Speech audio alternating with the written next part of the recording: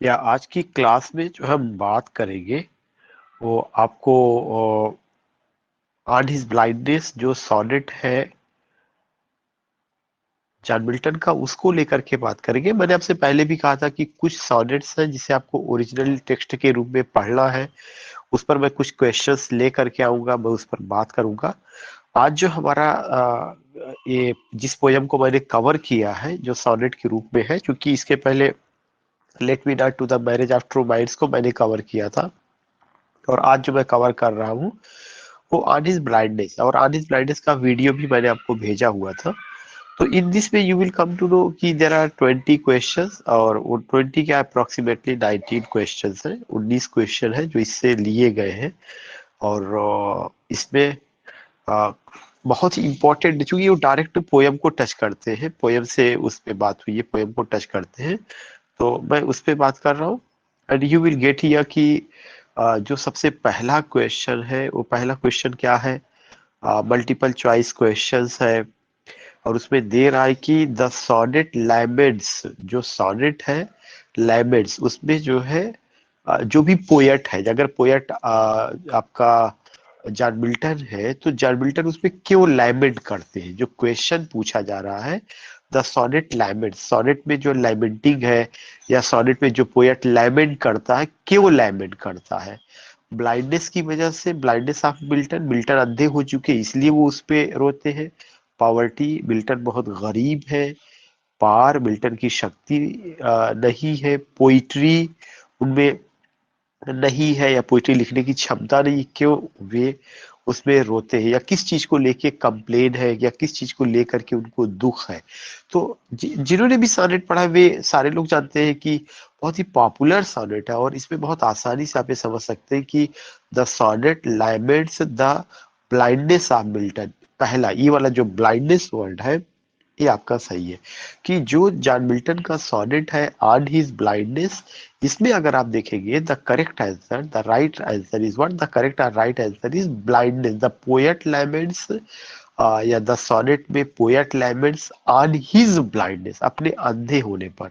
और इसके पीछे का रीजन ये है कि जो मिल्टन थे वो जो है 44 साल की उम्र में, 44 साल की उम्र में 1652 ईस्वी में कंप्लीटली अंधे हो गए थे, काफी ज्यादा काम करते करते। और मिल्टन का जो ड्रीम प्रोजेक्ट था, पैराडाइज लास्ट, पैराडाइज रिगेन्ड, वो अभी पूरा भी नहीं हुआ था, उसका केवल उन्होंने ड्रीम ही देखा था। तो in this way you will come to know कि मिल्टन ने अपने अंधे होने पर एक सॉनेट लिखा जिसका नाम है ऑन हिज ब्लाइंडनेस। और वो ये कहते हैं उस सॉनेट में कि क्या ईश्वर अंधे आदमी से भी काम की उम्मीद करता है, क्या ईश्वर ऐसे आदमी से काम की उम्मीद करता है जो आदमी अंधा हो चुका है। तो it's a very important thing कि यू आर गेटिंग कि मिल्टन सेज कि या इस तरह की इसमें बातें हैं। The sonnet laments the blindness of Milton, sonnet जो है मिल्टन के अंधे होने पर उसमें लेमेंटिंग दिखाई गई है। और वो कब अंधे हुए, 44 साल की उम्र में, 1652 में। मिल्टन कब पैदा हुए थे, मिल्टन 1608 ईस्वी में पैदा हुए थे। और यहाँ पे मैं और कुछ बेसिक बातें बता दूं कि जो जॉन मिल्टन का समय है, उस समय को क्या कहा जाता है, प्यूरिटन एज कहा जाता है। क्या कहा जाता है, प्यूरिटन एज कहा जाता है। प्यूरिटन एज जो है आपका, अगर मैं बात करूं तो 1625 से लेकर के 1660 ईस्वी तक का पीरियड प्यूरिटन एज के नाम से जाना जाता है। 1625 से 1660 जो प्यूरिटन एज है, इस एज को दो हिस्सों में बांटा जाता है। Puritan age is divided into two parts, Puritan age को दो हिस्सों में बांटा जाता है।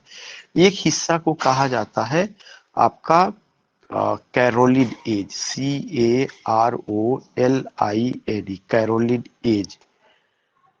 ये 1625 से 1649 तक रहा है कैरोलिन एज। इस समय जो राजा थे चार्ल्स फर्स्ट थे। चार्ल्स फर्स्ट का लैटिन नेम कैरोल है। तो कैरोलिन एज, चार्ल्स फर्स्ट राजा थे 1625 से 1649। मिल्टन का जन्म जो है 1608 को हुआ है। और इसी प्यूरिटन एज का जो दूसरा हिस्सा है, उसका जो नाम है, उसको क्या कहा जाता है, प्यूरिटन एज का दूसरा हिस्सा Commonwealth period, Commonwealth period. WEALTH, Commonwealth period. जो कॉमनवेल्थ पीरियड है वो 1649 से 1660 है। और ये जो कॉमनवेल्थ पीरियड आया हुआ है, ये कॉमनवेल्थ पीरियड आप ये कह सकते हैं कि उस समय आया है जबकि किंग चार्ल्स फर्स्ट की हत्या हो जाती है 1649 में। उसके बाद जो राजा बनते हैं वो कौन रहे हैं? जो राजा राजा क्या बनते हैं, मतलब वहां पे किंगशिप की जगह डेमोक्रेसी आती है। और डेमोक्रेसी के जो लीडर है वो कौन होते हैं? Oliver Cromwell. Oliver Cromwell democracy के लीडर हो जाते हैं, ओलिवर क्रॉमवेल। ओलिवर क्रामवेल के लैटिन सेक्रेटरी या इनका खुद का सपोर्ट जो है जॉन मिल्टन करते हैं, और ओलिवर क्रामवेल जॉन मिल्टन को अपना लैटिन सेक्रेटरी बनाते हैं या फॉरेन लैंग्वेज के सेक्रेटरी बनाते हैं। SECRETARY। एक क्वेश्चन कई बार पूछा जा चुका है कि जॉन मिल्टन किसके जो है लैटिन सेक्रेटरी? तो ओलिवर क्रामवेल के। तो मैं फिर से बता दूं, जॉन मिल्टन जिस एज से बिलोंग करते हैं वो आपका कौन सा एज है? जॉन मिल्टन जिस एज से बिलोंग करते हैं वो प्यूरिटन एज है। प्यूरिटन एज 1625 से 1660 तक था। उसके बाद अगर आप देखेंगे कि प्यूरिटन एज के अलावा एक और चीज हमें ध्यान में रखना चाहिए, वो ये ध्यान में रखना चाहिए कि प्यूरिटन एज को दो हिस्सों में बांटा जाता है। दो हिस्सा कौन कौन सा है? एक हिस्सा जो है कैरोलिन एज है। कैरोलिन एज आपका 1625 से 1649, जिसपे चार्ल्स फर्स्ट थे।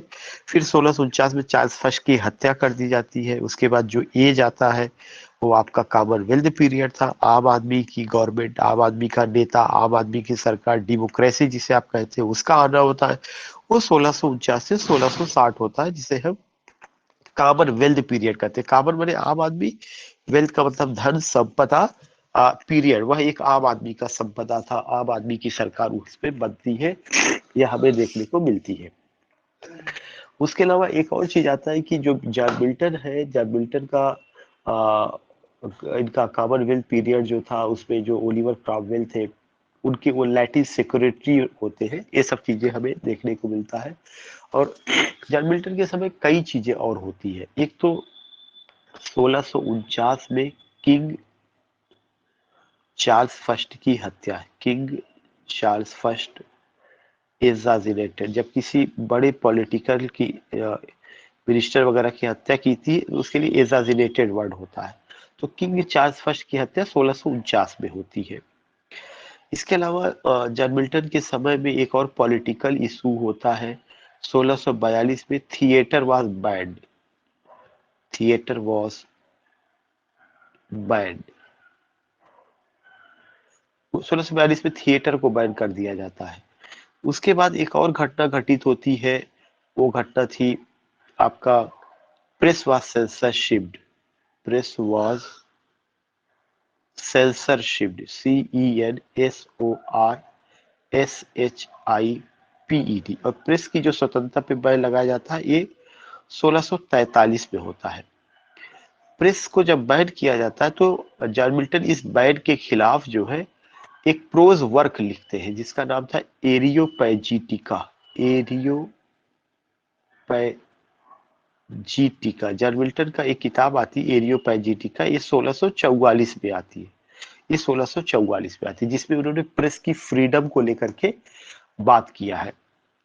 इसके अलावा जॉन मिल्टन का अपना और भी इम्पोर्टेंट वर्क रहा है, जिसमें पैराडाइज लास्ट है। पैराडाइज लास्ट 1667 में आई है। ये उनका एपिक है। अ, एक उनका किताब है पैराडाइज रिगेन 1671 में। पैराडाइज रिगेन्ड REGAINED 1671 में। एक उनका आता है ड्रामा, ये भी पैराडाइज रिगेन भी उनका एपिक है, और यह एपिक उनका सबसे फेवरेट एपिक रहा है मिल्टन की नजर में। और इसे कहा जाता है ये पैराडाइज लास्ट का कॉम्प्लीमेंट्री था। एक और जो है उनका वर्क आता है सैमसन एगोनिस्ट। AGONISTS। यह उनका पोएटिक प्ले था। ये पोएटिक प्ले भी 1671 में आता है। इसके अलावा जॉन मिल्टन ने कुछ और भी चीजें लिखी है, और जो चीजें लिखी हुई है उसमें अगर आप देखेंगे, एक तो उनका दैट इज एक उनका एलजी है, और उस एलजी का नाम है Adonais, not Adonais, I am missing the name. वो एलजी बड़ा फेमस है, you can put it here. इसके अलावा उनका एक पोयम है ode on the morning of Christ nativity, ये उनका सबसे पहला पोयम था, क्रिस्ट नेटिविटी, जिसमें उन्होंने जीसस क्रिस्ट के जन्म को सेलिब्रेट किया है, पैगन गॉड की आलोचना की है। ये जो है आता है। इसके अलावा उनका वर्क और है, एक पोयम है एल एलिग्रो, एक पोयम ये था L'Allegro, Il Penseroso, Penseroso. L'Allegro में जॉन मिल्टन को हैप्पी मूड में दिखाया गया है, आई एल पेंसिरोजो में उनको सैड मूड में दिखाया गया है। इसके अलावा उनके कुछ आप कह सकते हैं कि मास्क वगैरह थे, और उस मास्क में एक था कामस, कामस एक मास्क उनका था, और एक मास्क था आर्केड्स, कामस और आर्केड्स, ये उनका मास्क रहा। एक उनका एलजी भी रहा, जो उन्होंने एडवर्ड किंग की डेथ पर लिखा है, उसका एडोडाइस नाम या कुछ नाम है, मैं भी मिस कर रहा हूँ, जो भी नाम रहा हो। एक उनका एलजी। तो ये तो जॉन मिल्टन का वर्क हो गया। जॉन मिल्टन लैटिन भाषा में भी पारंगत थे, और उनका अपना और इंग्लिश में भी उनका अपना वो था। लेकिन अब जो आज की क्लास है उसमें जिस मुख्य वर्क को लिया गया वो ऑन हिज ब्लाइंडनेस उनका सॉनेट है। फिर एक और क्वेश्चन आता है कि उसी line say that one talent which is the meaning of talent, करें कि एक शब्द आता है दैट वन टैलेंट, कि मिल्टन के पास एक टैलेंट था। What is the meaning of talent, उस टैलेंट का क्या मतलब है। आई साइट उनकी आंख की रोशनी से था, वो पोएटिक टैलेंट है, पॉलिटिकल पावर था, सर्विंग गॉड था। तो उसमें जिस टैलेंट की बात की गई वो पोएटिक टैलेंट था। मिल्टन कहते हैं कि मेरे पास एक टैलेंट था जिसके माध्यम से मैं ईश्वर की सेवा कर सकता था। दैट वन टैलेंट, मेरे पास एक टैलेंट, मेरे पास एक योग्यता थी जिसके माध्यम से मैं ईश्वर की सेवा कर सकता था। वह कौन सा टैलेंट था, तो वह पोएटिक टैलेंट था, that one talent. Next talent है who best bear, next question है who best bear his mild yoke, वही सबसे अच्छा उपासक है जो ईश्वर के द्वारा दिए गए कष्टों को सहन करता है। तो यहाँ पे वर्ड आ रहा है माइल्ड योक, का क्या मतलब है। हु बेस्ट बियर, जो सबसे अच्छे ढंग से सहन करता है, माइल्ड योक, माइल्ड योक का मतलब ईश्वर के द्वारा दिए गए कष्टों को, या उसके जीवन में जो कष्ट है वो ये कहता है कि ये ईश्वर की देन है, ईश्वर हमें जिस रूप में रखे, जब उसके मुंह से ये निकलता है, इस तरह की चीजें आती हैं, तो उसको ये कहा जाता है। तो who best bear his mild yoke, mild yoke refer suffering in life, यह जीवन के कष्टों को रिफर करता है। माइल्ड योक का मतलब क्या होता है, सफरिंग इन लाइफ, जीवन के जो कष्ट है उसको वह सहन करता है। Which is closer to the meaning of the closing line, करें कौन सी चीज क्लोजर है, विच इज क्लोजर, कौन सी चीज क्लोजर है to the meaning of the closing line, closing line के जो कौन सी करीब है। They also serve who only stand and wait, वे भी अच्छे उपासक है ईश्वर को जो केवल स्टैंड करते हैं, खड़े करते हैं रहते हैं और इंतजार करते हैं। इसका क्या मतलब है। दे आल्सो सर्व, वे भी ईश्वर के अच्छे उपासक उपासक हैं, who only stand and wait, जो केवल खड़े रहते हैं और इंतजार करते हैं। इसका जो मतलब है कि they also serve who only stand and wait, कि अगर आप देखेंगे those who wait for their turn to serve, वे ईश्वर की नजर में अच्छे उपासक हैं जो कि इंतजार करते रहे कि मेरा भी नंबर आएगा, ईश्वर मुझसे भी काम लेगा। ऐसा नहीं कि वे कोई जल्दबाजी दिखाते हैं, उतावलापन दिखाते हैं। तो इस लाइन का जो मतलब है they also serve who only stand and wait, इसका मतलब दोज हु वेट, जो लोग इंतजार करते हैं, फॉर देयर टर्न, अपनी बारी का, टू सर्व, कि ईश्वर उनसे भी काम लेगा, वे भी ईश्वर की नजर में अच्छे उपासक है। What is the meaning of child, poem में एक शब्द आया हुआ चाइड, चाइड का क्या मतलब है। चाइड का मतलब होता है स्कोल्ड, फटकारना। मिल्टन कहते हैं कि जब मैं अंधा हो चुका हूँ तो क्या ईश्वर एक अंधे आदमी से भी काम की उम्मीद करता है। कहीं ऐसा ना हो कि जब मेरा हिसाब किताब, मेरा रजिस्टर ईश्वर के सामने पेश किया जाए और मेरा अकाउंट खाली हो तो ईश्वर के मुझे फटकारे ना। तो वहां पे उन्होंने जो वर्ड आया हुआ चाइड, चाइड का मतलब होता है स्कोल्ड, फटकारना।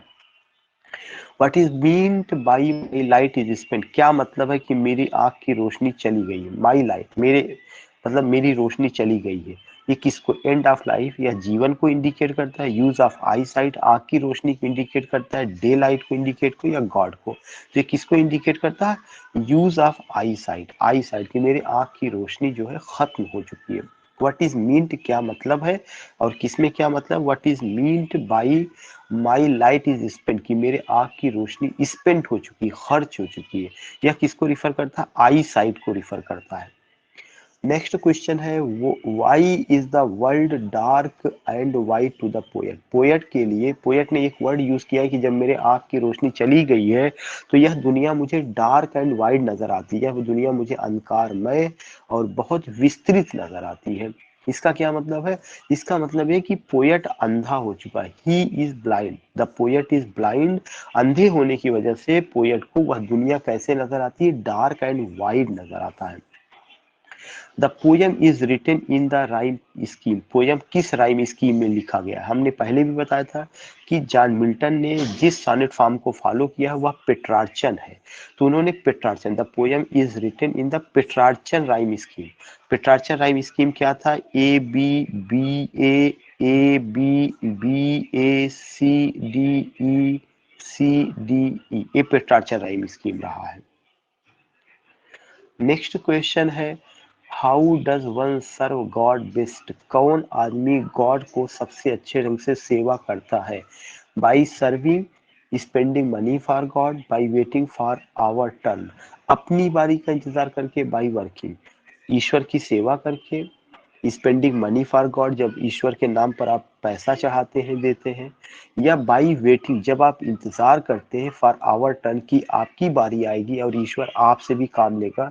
तो जो वो इंतजार आपका है यही ईश्वर की नज़र में सबसे अच्छा उपासना है, क्योंकि आप उसमें हड़बड़ाहट नहीं होती, लालच नहीं होती, बल्कि आप अपनी बारी का इंतजार करते हैं। तो ये एक इंपॉर्टेंट पॉइंट है, by waiting for our turn, जब आप अपने टर्न का इंतजार करते हैं। किसका इंतजार करते हैं, अपने टर्न का इंतजार करते हैं।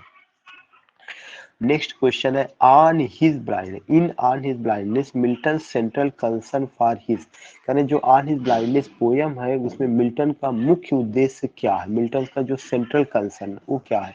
वो है poetic talent, loss of eyesight, love for life, God's रात।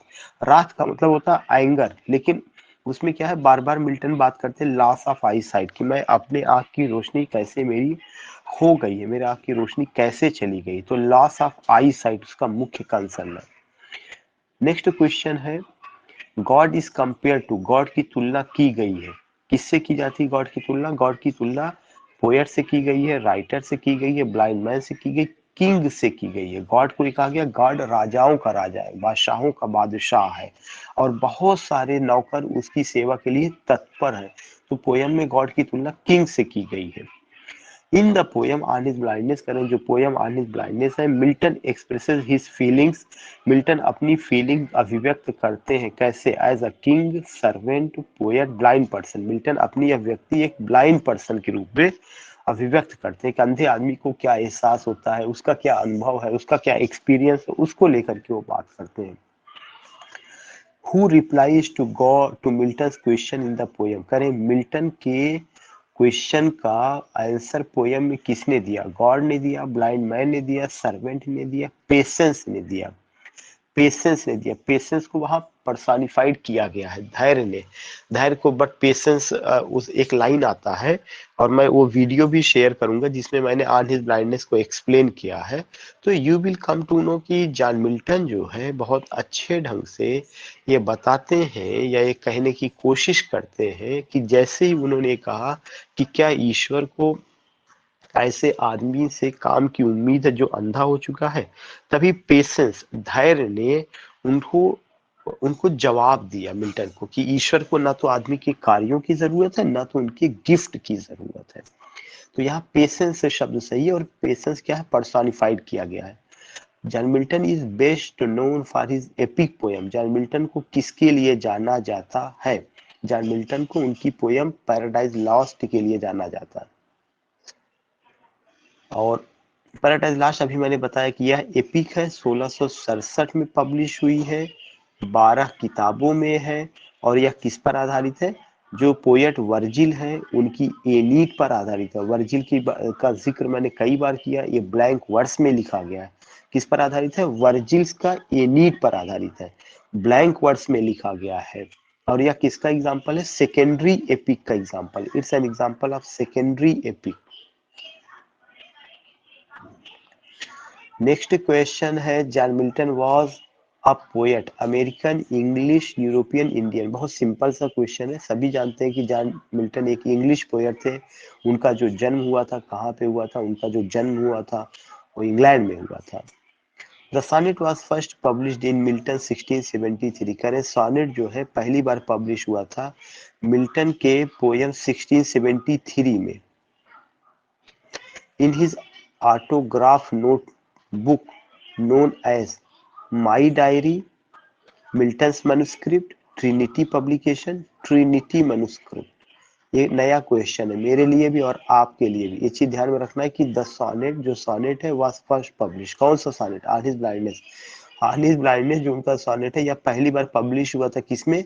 मिल्टन्स के 1673 पोयम में। एक उनके जो है किताब का नाम है और उस किताब को क्या कहा गया था? In his autograph notebook known as. और वह उनका ऑटोग्राफ नोटबुक था जिसको किसके नाम से जाना जाता है?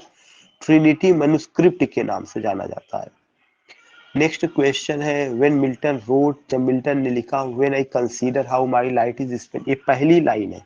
मिल्टन ने लिखा कि मेरे आँख की रोशनी कैसे चली गई। व्हेन मिल्टन रोट, जब मिल्टन ने लिखा, व्हेन आई कंसीडर, जब मैं विचार करता हूँ, how my light is spent, मेरे आँख की रोशनी कैसे चली गई। तो क्या इसका मतलब सर्विंग है, प्रेइंग है, बिजी है, ब्लाइंड है? तो उसका क्या कहने का मतलब हो? ही वॉज ब्लाइंड, इसका मतलब वह अंधे हो चुके थे। व्हेन आई कंसीडर, जब मैं पूछता हूँ, how my light is spent, मेरे आँख की रोशनी कैसे चली गई, इसका मतलब जॉन मिल्टन अपने अंधे होने का अनुभव शेयर कर रहे हैं। Choose the concluding line of the poem. Concluding line poem का क्या है? They also serve who only stand and wait. वे ईश्वर के लिए सबसे अच्छे उपासक है जो ईश्वर का इंतजार करते हैं उसके आदेशों का फॉलो करने के लिए।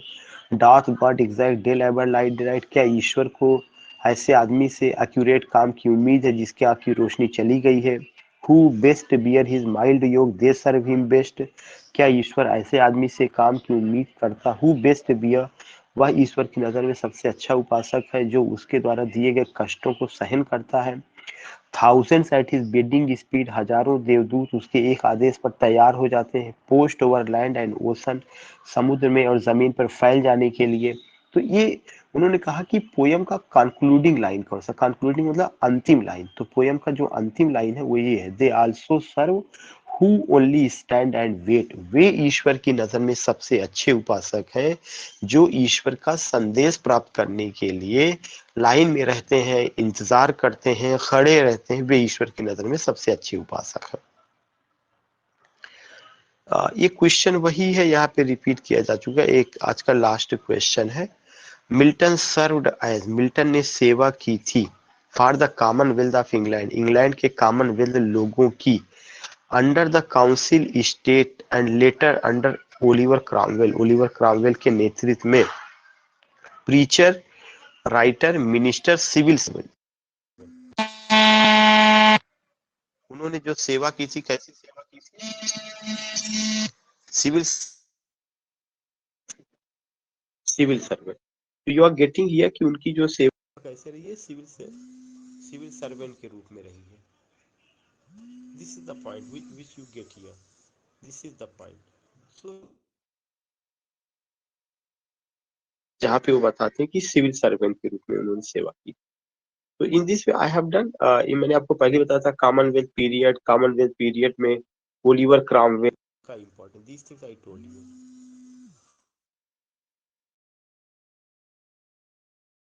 करिएगा।